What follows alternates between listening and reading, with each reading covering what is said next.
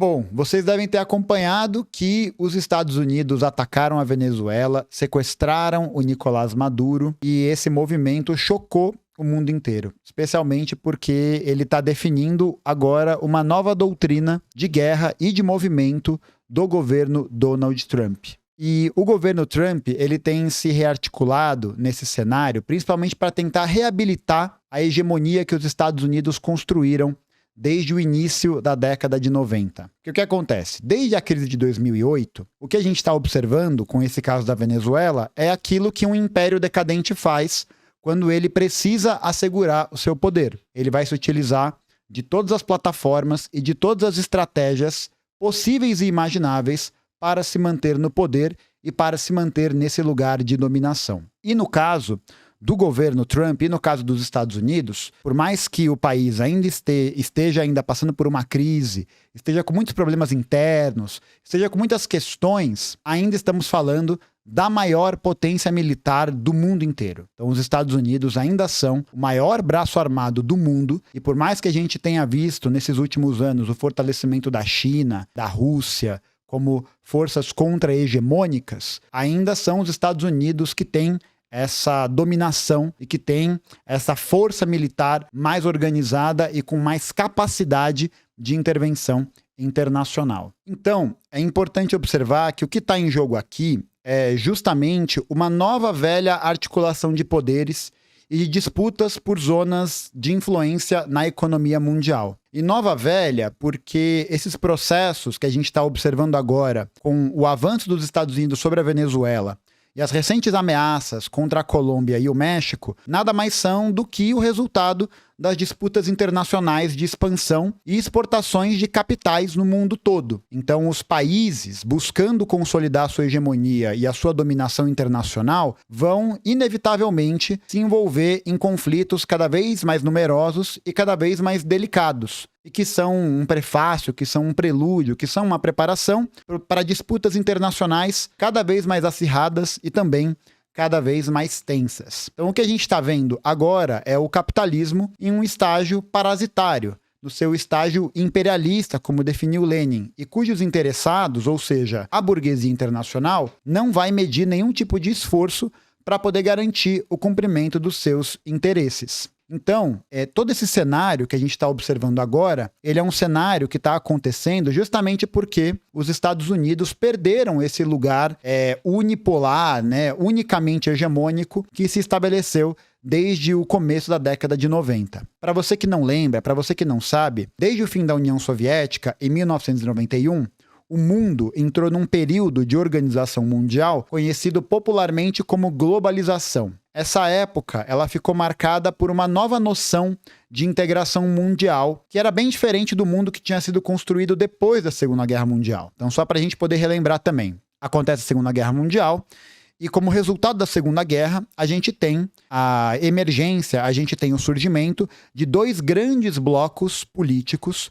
que vão disputar a hegemonia mundial. De um lado, você vai ter os Estados Unidos, representando os interesses do capitalismo, e do outro, a União Soviética, uma experiência socialista que se consolidou no poder a partir de 1917 e que vai representar essa perspectiva, esse horizonte da construção de um mundo socialista. Então, esse período que vai acontecer de 1945 até 1991 é o período que a gente conhece como Guerra Fria, em que esses dois blocos vão estar disputando a hegemonia mundial. E no caso dos Estados Unidos e da União Soviética, essas disputas vão acontecer de forma um pouco mais indireta. Então, nem os Estados Unidos nem a União Soviética vão entrar em guerra direta um com o outro. O que vai acontecer é que eles vão apoiar diferentes experiências e apoiar diferentes grupos econômicos e políticos para poder não só garantir o cumprimento dos seus interesses, mas também para poder expandir o projeto de mundo que eles queriam. Então, enquanto os Estados Unidos, junto com outros países como a Alemanha Ocidental, a Inglaterra, a França, Portugal, Espanha, etc., apoiava experiências coloniais, apoiava o apartheid na África do Sul, apoiava esse modelo de desenvolvimento do mundo capitalista, a União Soviética vai ser a força que vai se contrapor a esse domínio. Então a União Soviética ela vai ser fundamental, por exemplo, no apoio às experiências anticoloniais, no fornecimento de armas, de treinamentos, de uma força que de fato tinha capacidade de combater os Estados Unidos pau a pau, né? Tinha capacidade ali de fazer essa equiparação de forças com a potência, uma maior potência capitalista. Então, o que acontece é que, passado muito tempo, e eu acho que nem vale a pena a gente focar nisso agora, mas com o fim da União Soviética, em 1991, a gente entra numa época que vai ficar conhecida como globalização. Durante esse período, a gente tem uma frase que foi cunhada por um intelectual muito famoso, um cara chamado Francis Fukuyama, de que o mundo havia chegado ao fim da história. O que era o fim da história? O fim da história declarava que, com a queda da União Soviética, que era o maior país do bloco socialista, e com a liberalização, né, ou seja, a transformação das antigas democracias populares em regimes liberais capitalistas, agora o capitalismo se tornou vitorioso e a gente teria a montagem de um mundo unipolar. Qual que é esse mundo unipolar? O mundo unipolar onde a principal força de intervenção, a principal força política mundial seriam os Estados Unidos da América. E são os Estados Unidos, a partir de uma gama de valores determinados, que vão ser os responsáveis por levar a liberdade, a democracia e a prosperidade para o mundo. E os conflitos, a partir de então, não seriam mais resolvidos nesse embate, né, como ficou marcado na época da Guerra Fria, mas sim a partir de organizações multilaterais. Então, a ONU, por exemplo, é uma organização de caráter multilateral. O que isso significa?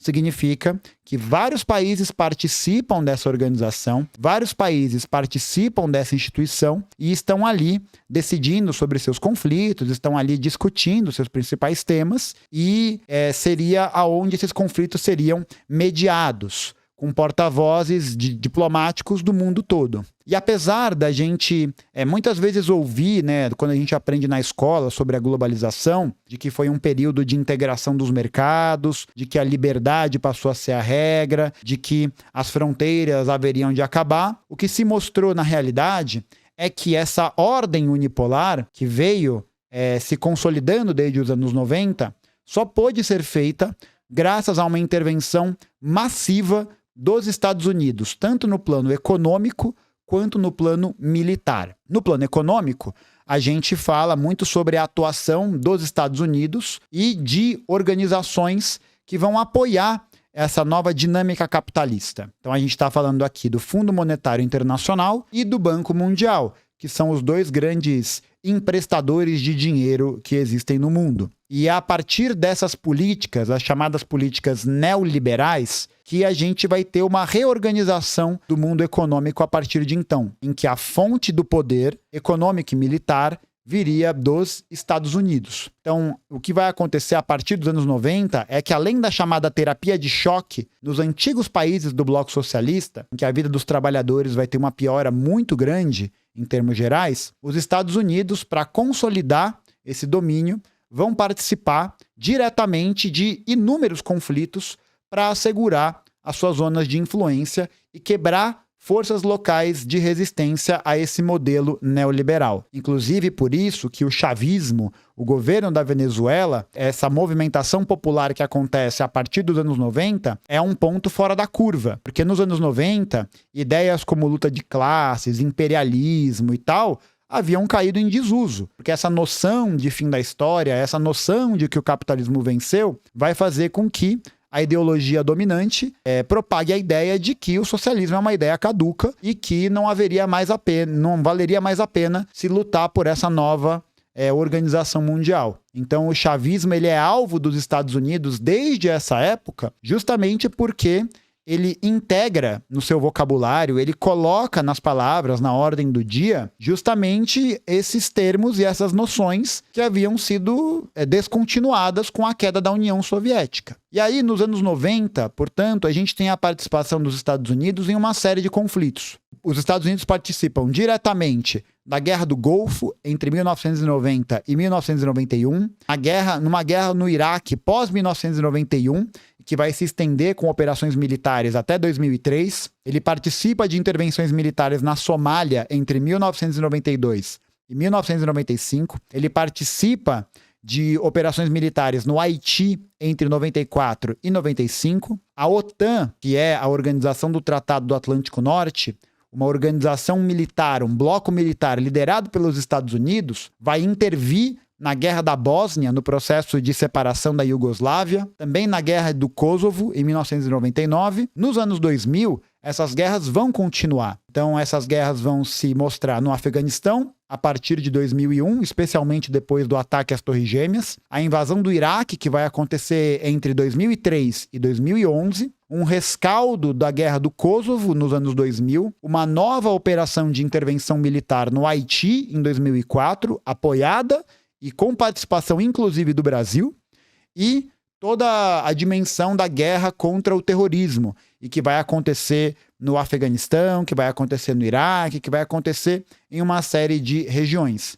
Então, essas guerras internacionais, elas garantiram aos Estados Unidos controle sobre recursos estratégicos muito importantes, como petróleo, gás e o controle econômico direto e indireto sobre vários países. E no caso da América Latina, esse controle ele já vinha sendo construído há algum tempo antes. Então, esse sistema neoliberal, que é o modelo de gestão capitalista que a gente vive hoje, começou a ser implementado lá nos anos 80, na época da chamada década perdida, que vai enforcar completamente as economias latino-americanas. A época que começam as privatizações, que começa a diminuição da participação do Estado na economia, é o crescimento do neoliberalismo como uma política mundial vista como necessária para essa estabilidade global. Só que aí que tá, porque esse modelo neoliberal é um modelo que vai privilegiar uma acumulação capitalista por uma via financeira, baseada nos mercados de especulação, baseado nas atividades de bolsas de valores. Então, esse modelo econômico neoliberal dos Estados Unidos, que vai privilegiar a acumulação pelos mercados financeiros, vai promover como efeito rebote um forte processo de desindustrialização no país, o que vai significar uma queda na qualidade de vida dos trabalhadores dos Estados Unidos e que, na prática, vai enfraquecer a capacidade produtiva dos Estados Unidos. Então, nessa época, a gente tem a ascensão da montagem das chamadas indústrias maquiladoras, a gente tem a transferência das plantas de fábricas para países que eram mais interessantes para que essa produção pudesse rodar. Leia-se China, Vietnã, Bangladesh e esses lugares que hoje apresentam um crescimento industrial cada vez maior. A partir desse cenário, a dominação dos Estados Unidos ela é muito grande entre os anos 90 e os anos de 2010. E é em 2010, ali naquela década, que uma virada começa a acontecer. Porque países como a Rússia e a China ganham um protagonismo cada vez maior nessas disputas mundiais. A Rússia, que passa a ser governada pelo Putin e que começa a ter uma leitura e uma ação econômica de maior nacionalização, de maior participação do Estado na economia, muito diferente da época do governo do Boris Yeltsin durante os anos 90. E a China começa a ampliar não só a sua capacidade produtiva, mas também o desenvolvimento técnico da sua produção. Então, se antes as empresas migravam para a China por conta da mão de obra barata, a partir da década de 2010, essa migração começa a acontecer porque a China tem uma capacidade produtiva tecnológica muito grande. Ela é muito mais eficiente do ponto de vista produtivo. Então, o que acontece é que os Estados Unidos, nesse meio, começam a cambalear cada vez mais, perdendo essa hegemonia total que eles tinham antes. E esse baque vai ser ainda mais forte a partir da crise de 2008, a crise dos subprimes, a crise das hipotecas, porque a economia americana vai derreter completamente e vai haver nessa época um maior crescimento até da concentração de renda, um resgate dos bancos, uma piora de vida da condição dos trabalhadores e uma fragilidade da hegemonia americana, que só vai poder ser sustentada graças a intervenções militares. Então esse é um ponto importante, porque toda a história dos Estados Unidos foi baseada nesse modelo de intervenção militar como uma maneira de obter recursos e também de submeter países não só na sua proximidade, como é o caso da América Latina, mas de outros lugares à sua lógica econômica. Então vale lembrar que na virada do século XIX para o século XX, na época que os Estados Unidos estavam se tornando uma potência, existiam diversas doutrinas políticas que vão ser doutrinas que vão conduzir a participação dos Estados Unidos, as noções pelas quais os Estados Unidos tinham de participar das relações mundiais. Num primeiro momento, a doutrina Monroe, que foi desenvolvida no século XIX, mas com especial atuação da doutrina Roosevelt. A doutrina Roosevelt vai ser criada pelo presidente Theodore Roosevelt, que vai basicamente declarar que a América Latina seria o quintal dos Estados Unidos. Uma zona de influência que os Estados Unidos não poderiam perder de jeito nenhum, porque é um local estratégico, era um local importante, até hoje é um local importante. A gente vai ver que, por exemplo, os Estados Unidos vão intervir na guerra de independência de Cuba, vão submeter Cuba a um regime que a gente chama de regime neocolonial, em que Cuba vai estar submetida aos interesses dos Estados Unidos, fora as inúmeras intervenções militares que vão acontecer durante toda a primeira metade do século XX. Então, os Estados Unidos vão apoiar golpes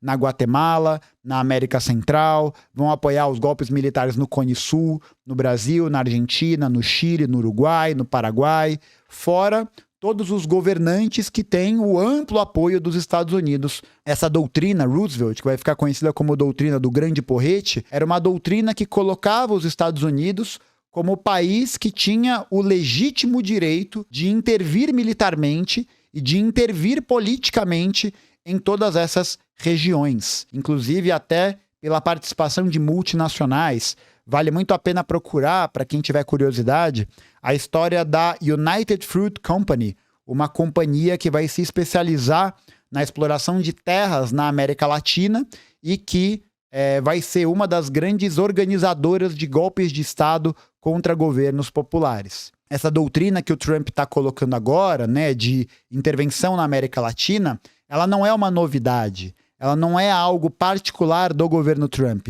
mas ela é parte integral de como toda a lógica e a história dos Estados Unidos foi montada. Nesse papo de se levar liberdade, democracia, prosperidade, etc., etc., os Estados Unidos atuam militarmente e politicamente para garantir o cumprimento dos seus interesses. Então, com o crescimento das economias russa e chinesa, a hegemonia dos Estados Unidos agora se encontra em maus lençóis. Isso porque esse braço militar tem encontrado cada vez mais dificuldade para poder submeter mais regiões ao seu domínio global. Basta vocês observarem, isso é facilmente procurável aí na internet, como que as relações econômicas mundiais mudaram dos anos 90 para cá. No Brasil, por exemplo, em que você tinha uma maior participação dos Estados Unidos na compra de bens de exportação, hoje esse papel é colocado basicamente pela China. E isso não vai ser um caso só no Brasil, mas sim em várias localidades. Então,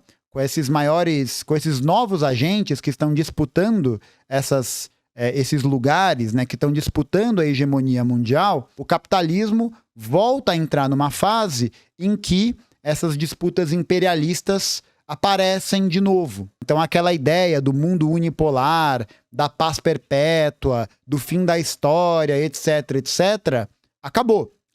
Isso, na verdade, nunca acabou, né? Mas, na realidade, essa ilusão agora terminou. Para poder garantir essa participação, para poder garantir essa continuidade da sua hegemonia, os Estados Unidos se voltam para a América Latina. Então, a ocupação, ainda não a ocupação, né, mas o sequestro do Maduro e essa pressão feita sobre a Venezuela e agora sobre a Colômbia, sobre o México, as sanções sobre Cuba, o interesse nas terras raras brasileiras, nas terras raras da Bolívia, nas terras raras da Argentina, no petróleo venezuelano, no petróleo brasileiro, são todos movimentos em que os Estados Unidos buscam acumular mais recursos estratégicos para poder se fortalecer internamente nesse projeto de reindustrialização que o Donald Trump tanto defende, e assim tentar conter um pouco o avanço da hegemonia russa e principalmente da hegemonia chinesa. Essa que é, de fato, a grande inimiga dos Estados Unidos aí no último período. Então, conforme essas relações vão aparecendo cada vez mais,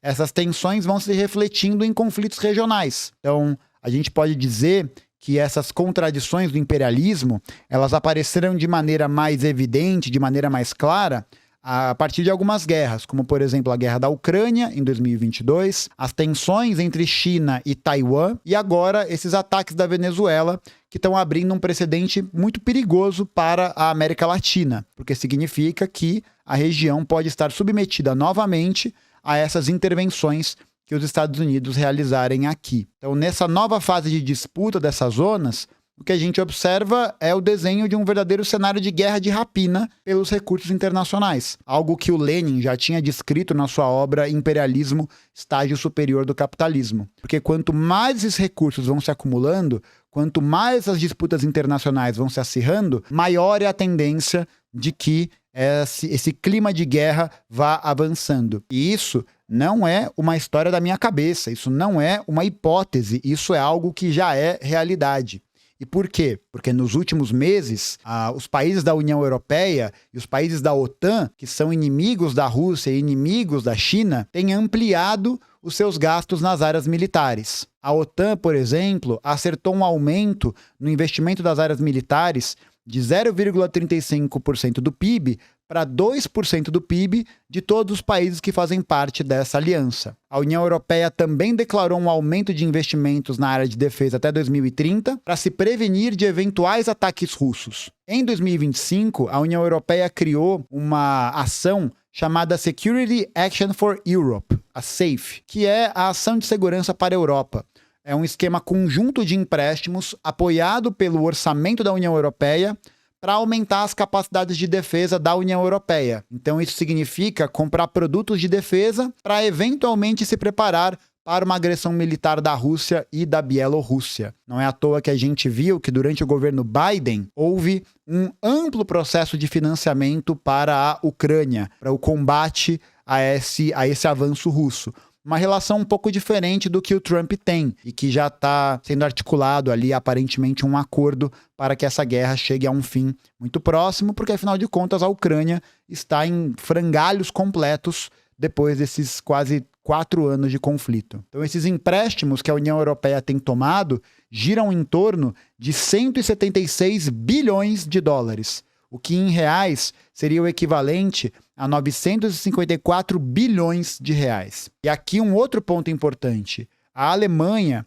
que é um país que se comprometeu há muito tempo com a austeridade fiscal, com o corte de gastos, com a diminuição da participação do Estado na economia, anunciou também um investimento de 77 bilhões de euros num fundo de defesa. Ou seja, o rearmamento da Alemanha. A França também tem levantado uma retórica muito forte em relação a isso com Emmanuel Macron, com a ampliação desses gastos em defesa. Então, todo esse cenário que a gente está vendo é um cenário que provavelmente, muito em breve, vai se deflagrar em conflitos que vão pipocar em diferentes lugares. E esse armamento dos países é um sinal desse acirramento. É um sinal desse aquecimento dos motores para uma eventual guerra imperialista. Então, toda essa retórica da globalização, essa retórica do fim da história, ela atravessa hoje pontos muito parecidos com o que era no período pré-Primeira Guerra Mundial, que é um pouco antes da Primeira Guerra Mundial, ali nos 20, 30 anos que antecederam a Guerra Mundial, a gente tem uma época que é conhecida como Paz Armada. Paz Armada foi uma época em que os países investiram pesadamente nas suas áreas de defesa, que investiram pesadamente nas suas armas e que vai acabar, enfim, deflagrando o conflito que vai ser conhecido como a Primeira Guerra Mundial. Então, os Estados Unidos hoje, eles vêm nessa mesma. Para poder tentar manter sua hegemonia, o ataque à Venezuela parte desse princípio, da busca pelo controle de recursos estratégicos, como é o caso do petróleo, no interesse das terras raras na América Latina e o crescimento da retórica de guerra que mostram aí um período de crise, principalmente depois que essa paz da globalização foi alcançada no final dos anos 80. E aqui, para a gente poder refletir um pouco e pensar, tem um agravante, que é justamente o fato de que, diferentemente do século XX, em que a gente tinha a União Soviética como essa potência que tinha capacidade militar de responder às agressões dos Estados Unidos, hoje a gente não tem mais essa nação. Então, é questão de tempo até que esses conflitos voltem a pipocar, voltem a aparecer, e os Estados Unidos, como império decadente, que é o que a gente está observando agora, é um império que vai cair atirando, né? E ele, além de cair de podre, vai cair atirando e vai tentar levar junto com ele essa zona de influência, que é a sua zona de influência histórica, que é a América Latina. Por isso, o crescimento dos discursos e das práticas de intervenção no nosso continente vão ser cada vez maiores, vão ser cada vez mais presentes. E agora resta saber como que as forças progressistas e as forças de esquerda vão responder a isso, já que atualmente o único governo que tinha ali, de fato, uma retórica mais combativa historicamente a isso, que é a Venezuela, com alguma capacidade de resposta, com alguma aliança a isso, passou por esse revés mais recentemente. Por mais que agora a Colômbia sofra uma ameaça, o México vem sofrendo ameaças, Cuba então nem se fala, os Estados Unidos tentam se apoiar em aliados estratégicos, como é o caso, por exemplo, do Brasil. E vale a pena ficar de olho nisso porque, como a gente viu no ano passado, as relações entre o governo Trump e o governo Lula se estreitaram no último período. E é uma grande ameaça porque isso significa que a gente pode estar submetido, mais uma vez, a essas interferências e intervenções do imperialismo, certo? Esse aqui é um resumo da ópera, né? Uma breve análise assim para a gente poder entender por que os Estados Unidos fizeram esse movimento, por que eles se interessaram em fazer esse movimento, principalmente qual que vai ser o presságio, né? Qual que vai ser o futuro desse processo todo. E aí, a sua opinião aqui nesse corte é muito importante. Comenta aqui embaixo o que você acha sobre esse tema, porque, enfim, algo que ainda vai dar muito o que falar, certo? Obrigado por ter assistido até aqui e a gente se vê numa próxima. Valeu e até mais. Não acabou a live, tá? Só acabou o corte.